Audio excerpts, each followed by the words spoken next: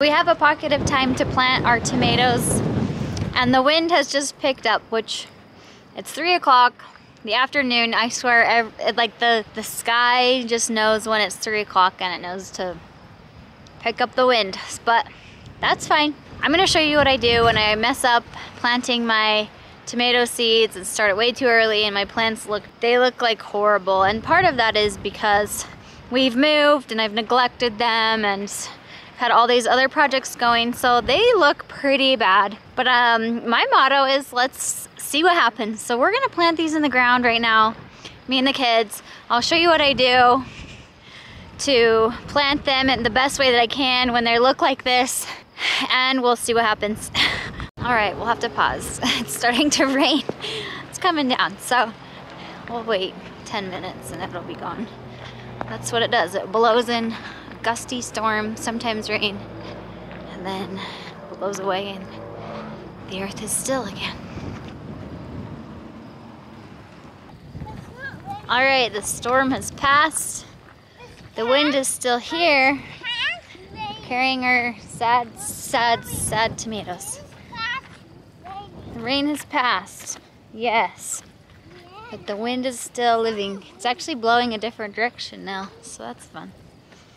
Okay, the first thing what I'll do is, here's our sad tomato plant, and all the fuzzy things on the stem will actually be able to root out. So what I'll do is take off the lower leaves and plant it all along like this and just have this top part coming out. So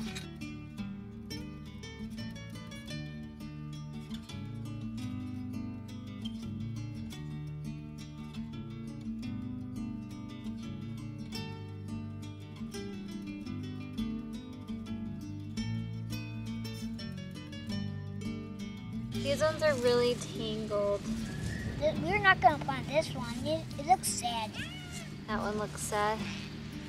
Yeah, a lot of these look pretty rough. And their roots are really stuck in. Definitely would not suggest letting this happen to your tomatoes. Oh boy.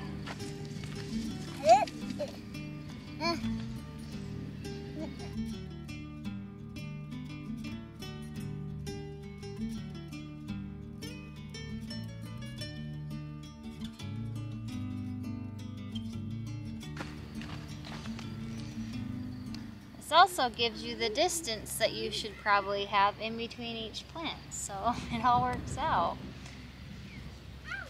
And these were already falling over a little bit, so kind of makes it easier to stand them up.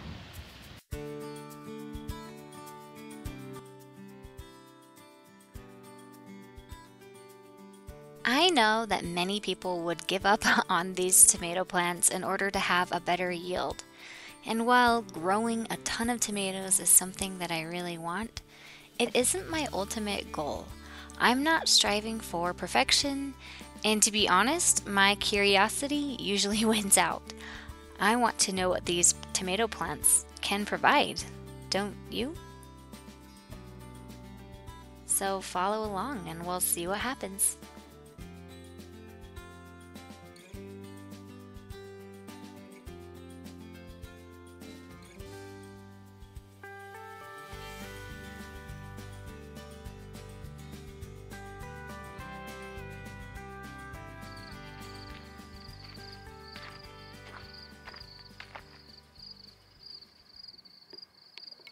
Okay, so let's cross our fingers that a few of those will live. I'm gonna water them. They get a little wilty after transplanting them like that. So I'm gonna water quick, fill that little ditch that I made, and hope for the best.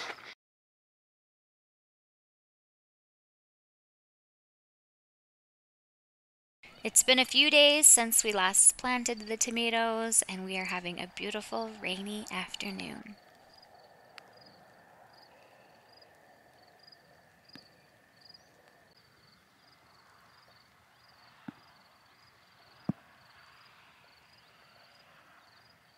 So good to see these tomato plants taking and looking so good. These were my super, super sad tomato plants, and the color, they are just getting that deep, rich green, which means that I know that they're taking and they're soaking up the nutrients in the soil, and they're looking happy, which makes me very happy. So right here we have half of a row. Again, these rows are 50 feet long of a variety of peppers, mostly bell peppers and some jalapeno peppers. And then on the other half of this row, I just planted some beans for hopefully canning some pre-made soups and things like that. And these last two rows, this whole row is potatoes. The potatoes have done really well, and same with our onions. So if you remember, we planted these potatoes and onions before we moved into our home, and I had to come here every other day or so and hand water them with a bucket coming from our house. And so I wasn't sure if I was going to be able to keep that up enough to keep them alive, but I have, and they look so good. If you remember, I pruned these branches so that there was an open center, so now you can see that manifesting here. Planted squash in between each fruit tree, and we'll see that popping up real soon. This tree looks really good.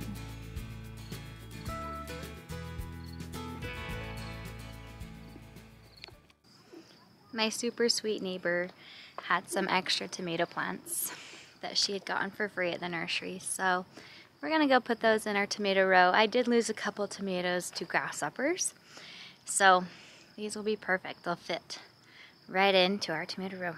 Let's go.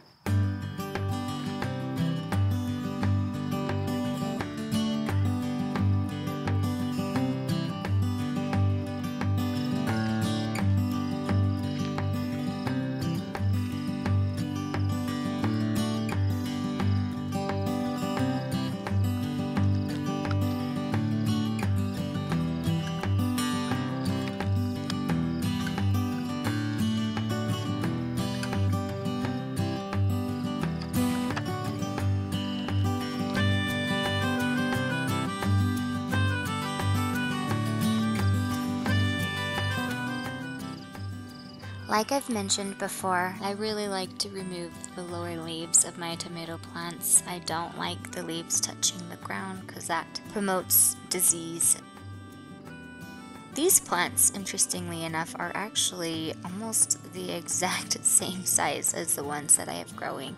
So they really do seem to fit in here at the end of the row of my tomato row. Now it's officially a full 50-foot row of tomatoes. We had 3 days of heavy winds.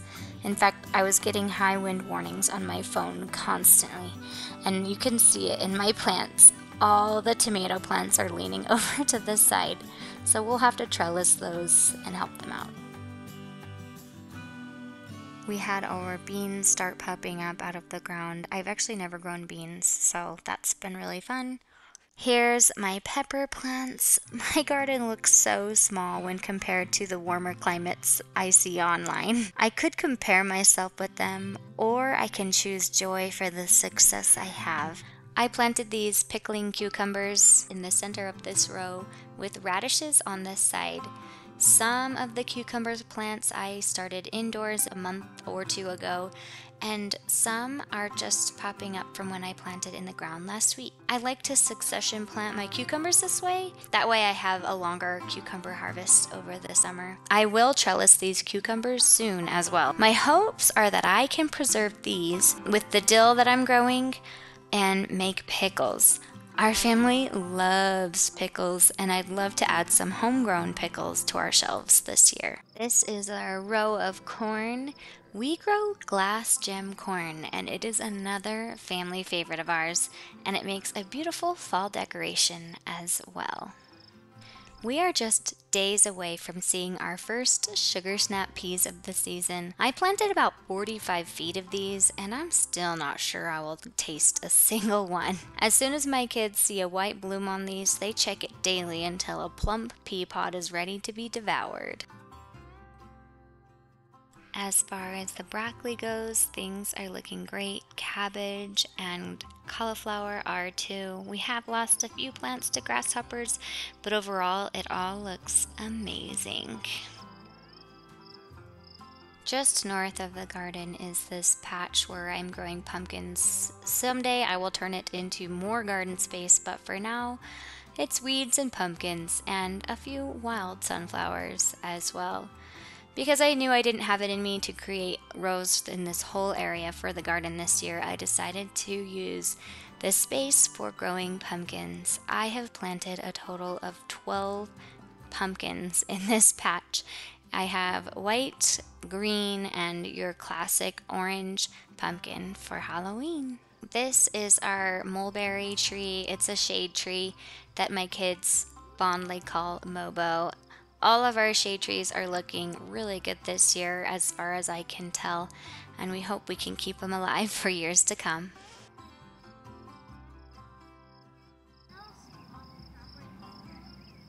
Even though we've got a late start on our garden this year, I still feel like we've made so much progress, and I still love coming out here and walking early in the mornings and just noticing all the different changes that have occurred in the garden. While in the berry patch, things are starting to sprout and show signs of life, and that makes me so excited. It's really fun.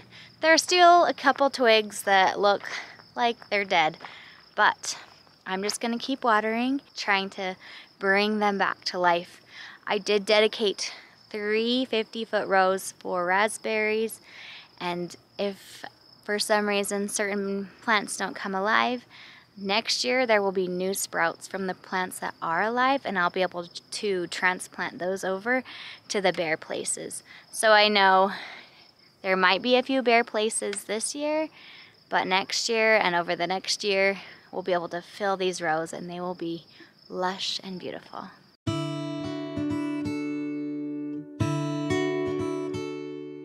The blackberries have really begun to perk up, and so have the strawberries. Again, all of these berries will just explode over the rest of the summer and into the next year, and each of these beds will be just full. We will actually be having to get rid of plants either at the end of this summer or at the end of next summer. So it's just amazing. We'll have to do a before and after of this.